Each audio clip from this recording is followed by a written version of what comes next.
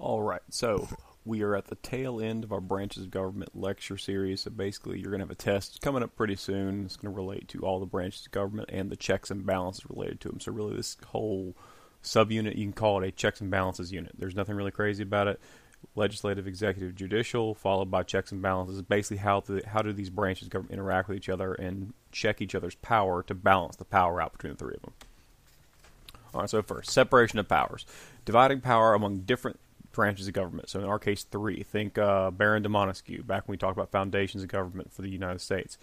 Some things John Adams wrote about how people can be happy when the power is consolidated with the executive and the judicial branch are together as one, or the legislative and judicial branch are together as one. No happy people can exist because there can be a tyrant in place. Their rights can be violated with very little restriction because power is consolidated in too few people. The idea behind it was prevents one branch from gaining too much power because they're competing with the other branches. Each branch is kind of fighting the other one, this like round-robin, rock-paper-scissors kind of match between all three branches. Legislative, executive, and judicial branches have their own unique powers. We've actually gone over pretty much every single one of them in this lecture series, in class, through your worksheets, all that fun stuff, through crash course videos. We've gone through them all. We just haven't put them in their own separate little category. All right, so here's the basics of separation of powers. So you got executive, legislative, judicial, review and lower court decisions for judicial. This is a good thing to have written down if you want to just take a picture of it, get it in your notes in some way. Some people like thinking linearly, like just categories. Some people need a chart to show how they interact, and we're kind of going to show you all three possible options, followed by a final worksheet to fill in. All right, so here's the question. Why is it important to separate powers of government? Think about other principles of democracy, the idea of freedom, the idea of limited power of government. Sometimes the only way to limit the power of government is to make them fight each other, make different branches actually interact with each other in a way that's adversarial. The legislative branch is sometimes at odds with the executive branch. The executive branch is at odds with the judicial branch. If they're busy fighting each other and trying to balance out their power, they're not consolidating power among themselves to then oppress citizens, and that's the idea behind it. All right, so the term checks and balances is sometimes conflated. It means they put the two together like they mean the same thing. It's not checks and balances. It's checks to create balance. It's not, the checks and balances aren't the same thing. You have the check on power from each branch of government, and that creates a balance among the three. There are powers from each branch that allows them to check, or think like checkmate in chess. It's that kind of theory. It's like, I'm going to check your power. You can't move now. You're stuck here now. If you move here, you'll lose your pawn. If you move here, you do that. It's basically to force each branch of government to always be at this funny equilibrium among each other to stop them from oppressing citizens or even having the ability to, because they can't consolidate power. That consolidation of power tends to lead to abuse of power. So there's a very famous phrase, absolute power corrupts absolutely. This checks and balances and separation of powers essentially makes it so you can't consolidate power, that there can never be absolute power in existence in our government because they're all fighting each other at the top levels of government in those three branches. And this is what preserves the separation of powers. So separation of powers as a concept exists.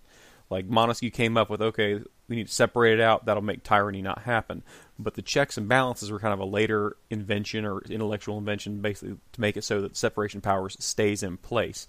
If there were no separation of powers, no powers were granted to check and balance these branches, they might just consolidate on their own. It'd be like if you made a government that set up, all right, executive, legislative, judicial, and then they had no real power among each other, the legislative and executive branch might merge and just become one, or might merge with the judicial branch. But because there are these checks and these balances that over time lay out a pathway to where no one branch gains power over any period of time over another, that preserves that separation of power. So even the concept of separation of powers is tenuous unless you have these checks and these powers to balance out each branch among themselves. Now, this requires cooperation and also a little bit of conflict between all these branches of government. So you're going to see sometimes where the executive and legislative branch are getting along hunky-dory. Sometimes you'll see examples where all three branches are doing great together. And that's also when you start seeing things like government abuse on occasion happen. But you also see the opposite, where all three branches can't stand each other and they can't get anything done. You have a lot of gridlock. But the system was designed to be this way.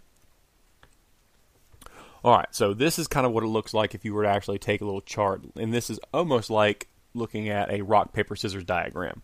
So each branch has its own way of checking the power of another. So the legislative branch can check the executive, but the executive branch can come back and also check the power of the legislative branch, and so on and so forth through all the branches of government. So let's go over the individual ways in which each branch checks the power of other branches. So first, how can the legislative branch check and then balance its power with the executive branch? First, they can reject presidential appointees, Supreme Court justices, cabinet appointees, any federal judgeships. The legislative branch can just say, no, you can't put that person in because we don't like them. That's a way to check their appointment power of the executive. They can withhold funding. This is also called the power of the purse. So let's say the president's doing something that the legislative branch doesn't like. Well, the next year comes around, and in the budget, they just don't give him any money. They say, we're not going to appropriate any money to you at all because of the way you're acting. And well, guess what? It's very hard to get anything done at the executive level if there's no money to pay for it. And that's probably one of the biggest powers the legislative branch actually has, is that power to withhold funding. They can impeach the president for serious crimes, and this is exceedingly rare. It's happened twice. It's happened to Andrew Johnson back just post-Civil War. It also happened to Bill Clinton, and neither one was actually removed from office. And they can override a presidential veto. So the president has the veto power with how a bill becomes a law, but only by a 2/3 supermajority. So there's still that last step where even if the executive branch doesn't like a law, the people's house, the House of Representatives and the Senate can overthrow that veto. All right, so how can the legislative branch check and balance the power of the judicial branch, or the Supreme Court? They may propose a constitutional amendment to basically override a previous judicial decision. So let's say the court makes decision X. Congress can technically, through their power to amend the Constitution with state ratification, can actually change the Constitution to where their opinion doesn't matter anymore. They will get rid of it. That way it's gone. They can also impeach a Supreme Court justice just like they can impeach a president or any other high executive official for a serious crime. Now, it's never happened in the Supreme Court as far as I'm aware, but it has happened in lower courts. All right, so how can the executive branch check the power of the judicial branch? The president appoints justices to the Supreme Court. That's how they check that power. They can say, hey, I'm going to appoint this person because I like him. Now, that often backfires. Dwight Eisenhower, president after World War II, 1950s, that time period. He's the father of the interstate highway system, if you ever want to know. A little fun fact about him. Another fun fact is later on after his presidency, he's asked by a reporter or some biographer, what mistakes do you think you made while you were president? And he looks at the guy and he says, I only made 2 mistakes, and they're both on the Supreme Court. So that whole Supreme Court appointment power, that can backfire on you. He appointed people that he thought he could trust to basically carry out his view of the law, and they didn't. Now, Congress must approve these appointees, just like whenever last time. That's the legislative check on executive power. And these justices serve for life. So this is how the executive branch can basically put their will into the system for generations. Remember, John Marshall, he lasted for decades in the Supreme Court, so he had a long direct influence and a subsequent huge indirect influence over the last 250 years. All right, how can the executive branch, the president, check and balance the power of Congress?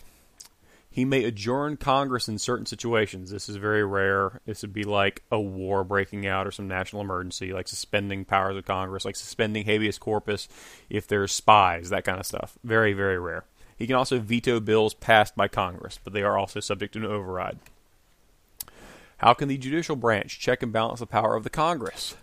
They can declare a law made by Congress as unconstitutional if it contradicts the Constitution itself. So if Congress makes a law saying, if a member of the press talks bad about Congress, they can be thrown in jail for up to 6 months. Obvious violation of freedom of speech and freedom of press. So that law could be declared unconstitutional and destroyed, even if the president himself actually signed the bill into law. The power is called judicial review. We learned that in the last set of PowerPoints and slides. Now, how can the Supreme Court check and balance the power of the president, so the executive branch? Well, the executive branch also issues things called executive orders. They take executive actions. They do things under the law that might not be constitutional. So guess what? Executive actions can also be declared unconstitutional. If the executive branch were to, let's say, relieve a group of people of their property and say, I'm going to Your property is no longer yours, being taken away, and you're not being compensated. You're going to learn some of the Fifth Amendment later on. That's the famous, I believe, the Fifth Amendment. But buried in that amendment is also the eminent domain portion in the Constitution. Basically, if the government ever takes property from you by any means, they have to give you just compensation. The most famous example of this is the Emancipation Proclamation. The Emancipation Proclamation was an executive order. It was not an act of Congress, and it took what was then considered property, wrongfully considered property in the form of slaves from rebelling states. That was one of the big reasons why Lincoln wanted to push the 13th Amendment to end slavery, was because there was a chance if the war ended before slavery ended that he might have to take all the slaves that were freed by the Emancipation, because they are technically property, and give them back to those slave-owning people in the South. That was a huge conundrum, because he effectively, what he did was he said, I'm going to free these slaves, or another bad way to say it, although it's technically true, take this property from the rebelling states and not give just compensation, which would be a violation of the Fifth Amendment. And if the Supreme Court came back and said, yeah, you can't do that, those slaves have to go back, or you got to pay for them, they might have had to have gone back. And if the 13th Amendment had not been passed, that could have technically happened.